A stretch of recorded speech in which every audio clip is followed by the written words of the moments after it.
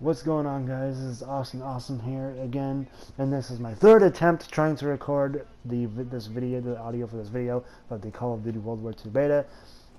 There's also some general channel update stuff. As far as the channel update goes, I've been really busy over the past few months, guys. I apologize for my absence, but hopefully it shouldn't be as big an issue now. I think I've gotten my schedule somewhat under control. I've started school again recently, and it's just been really busy over the past few months. I hope to put out more videos consistently, and yeah, it's just been I just have a bit of a busy life.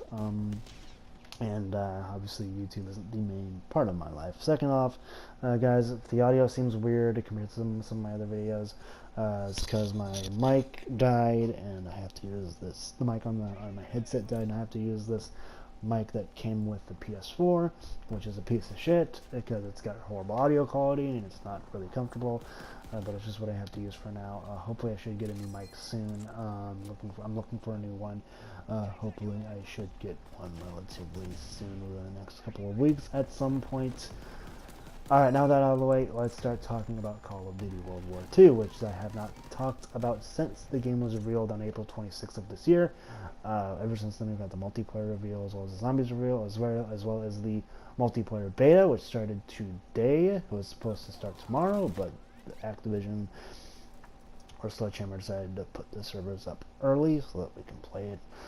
This is only on the PS4 right now. Xbox guys gotta wait another week. I know there's going to be a beta on the PC. It was going to confirm, like, I think today or yesterday, though no dates have been announced for it yet.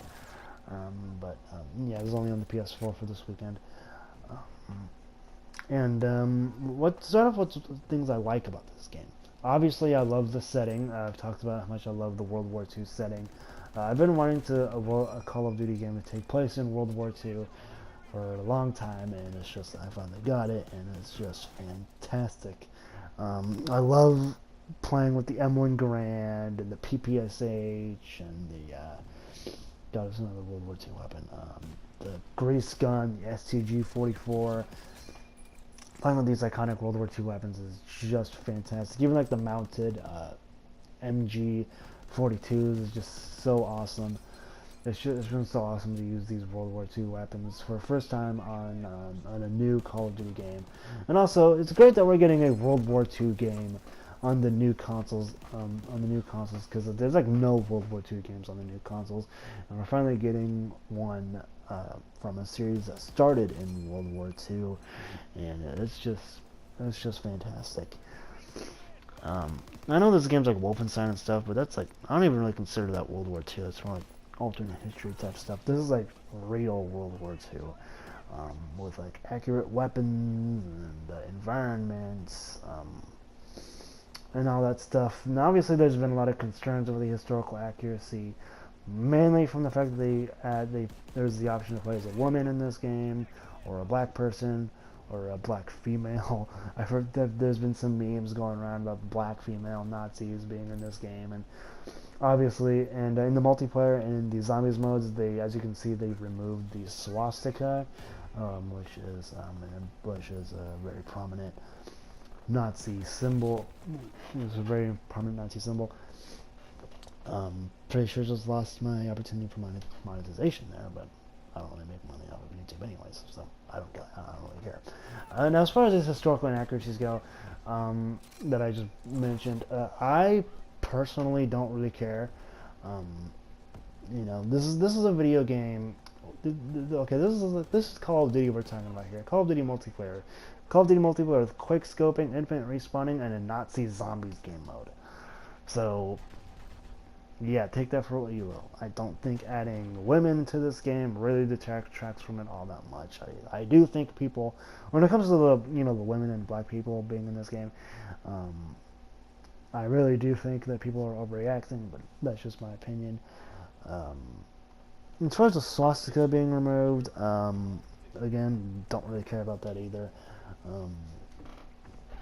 Guys, the flags that are on that are like around the environment, it's something you're not even barely even going to be paying attention to, and you're actually playing the game. And if you're gonna stop and look at the freaking flags or something, you're probably gonna get killed. So, yeah, I really don't think it's as big of a deal as people say make it out to be. But of course, you can disagree with me there. And the fact that people are bitching about the politics of the game rather than the actual game itself, I say it's a good sign. I mean, obviously, the Call of Duty community, we're always going to have something to bitch about, but, you know, it's not the gameplay, and it's about the politics of the game. Well, I think that's a pretty good sign. Anyways, I really do like, you know, using World War II weapons and all that stuff. Having a good World War II game on the new consoles, I think it is.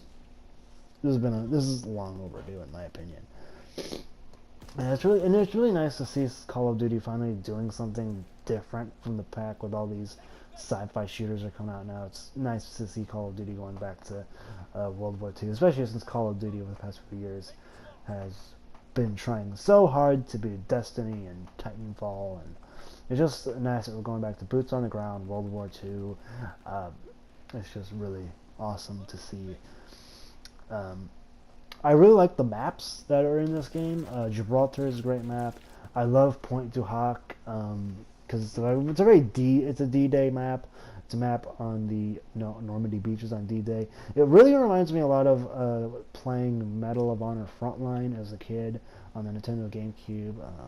Pretty kind of a nostalgic game for me. As well as I really like the Ardennes Forest map, which is what you're seeing here. The Ardennes Forest map. It's obviously based on the Battle of the Bulge, which was in December of 1944. I believe it even went into January of 1945. You know, a little history for you there.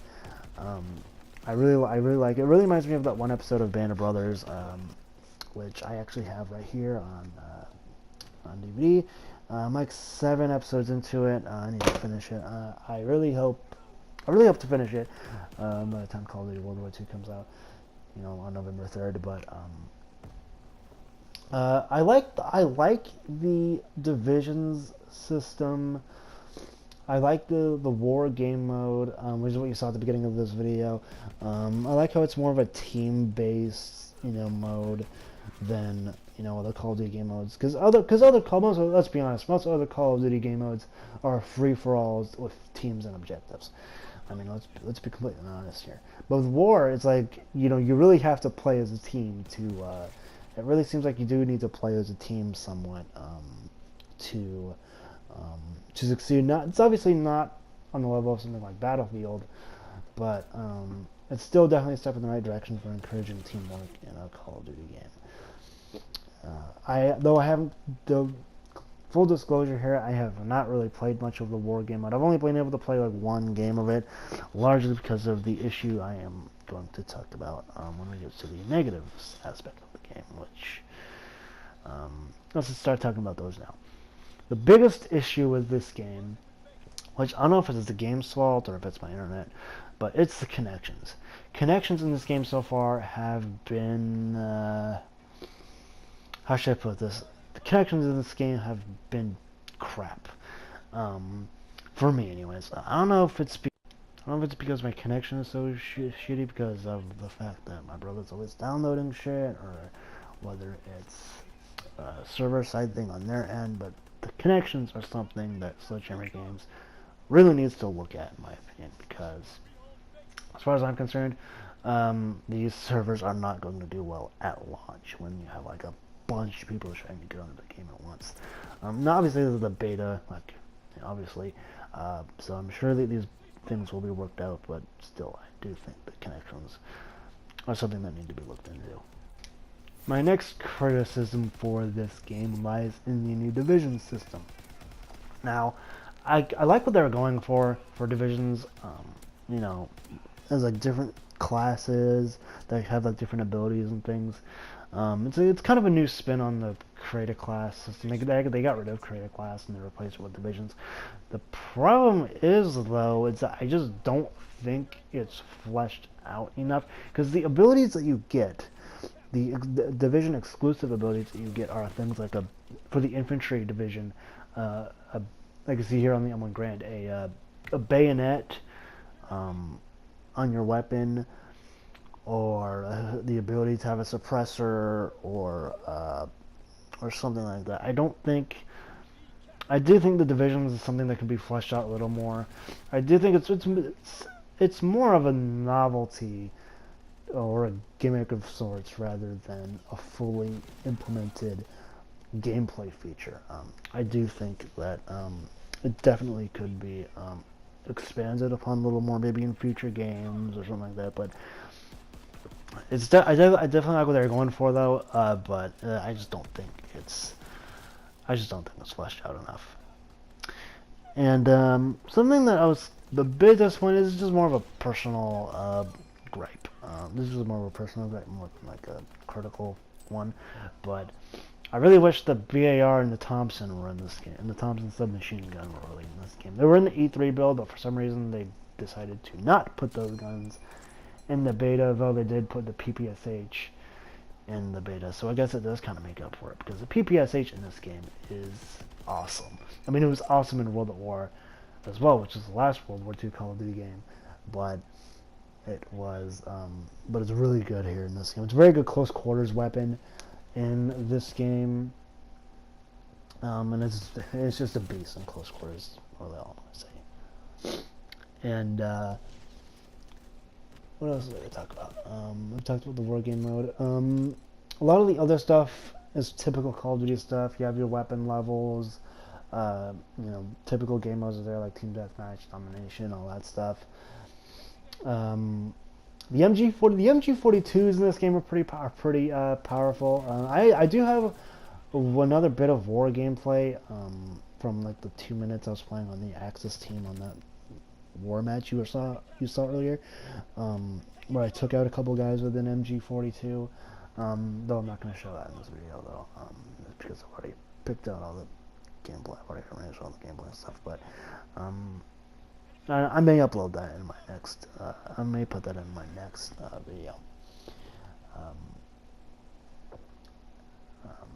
What else is there to talk about? There's not all that many game modes though in the beta, though this is to be expected. It's a beta.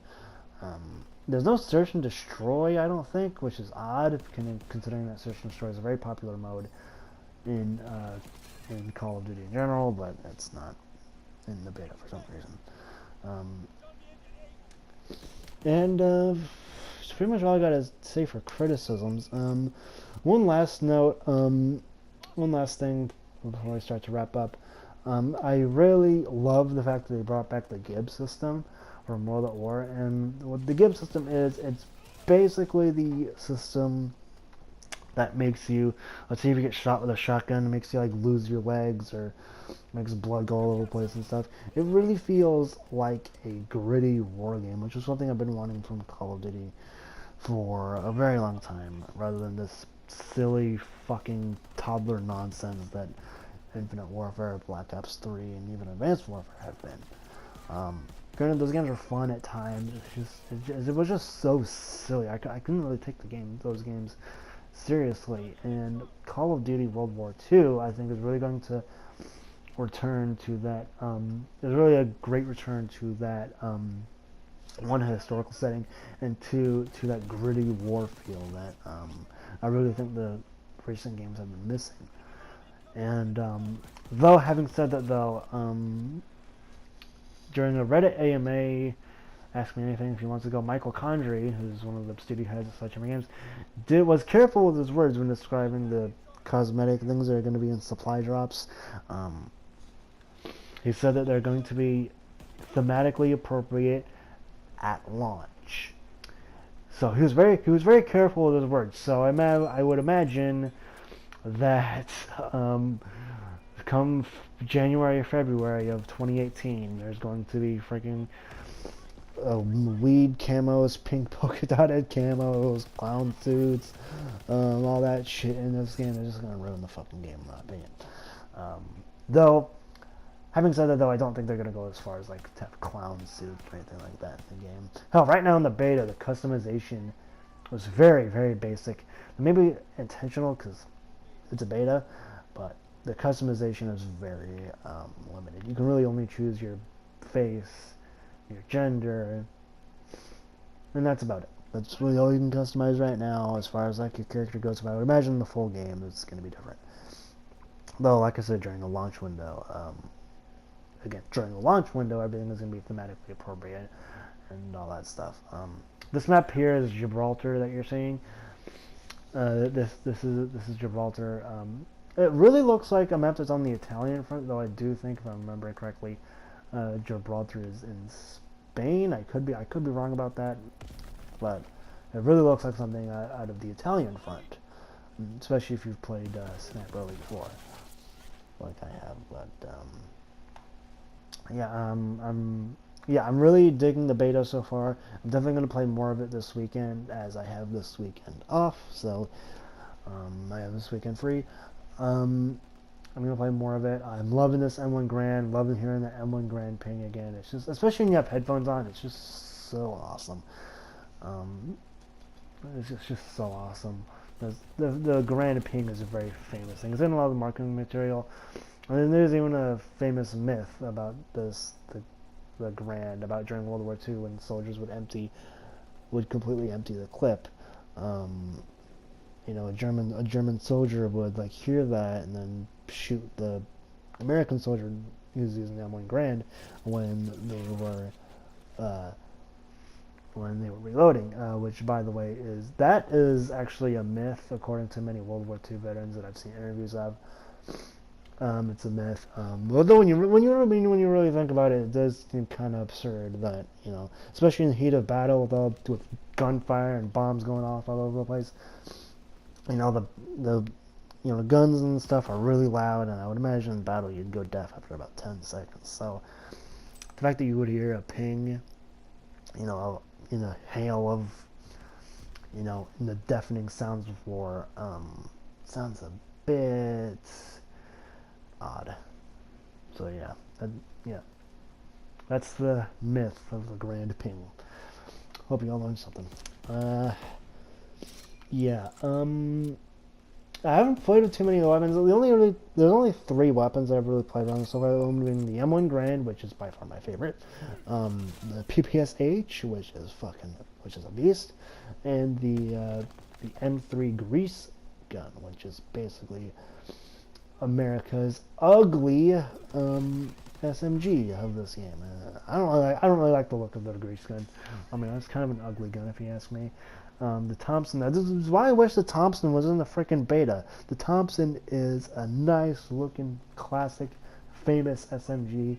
I mean, it was in, like I said, both the BAR, which, by the way, this game has, according to the many things I've seen, the BAR in this game is classified as an assault rifle, even though it's a light machine gun in real life. But whatever, it's not a big deal.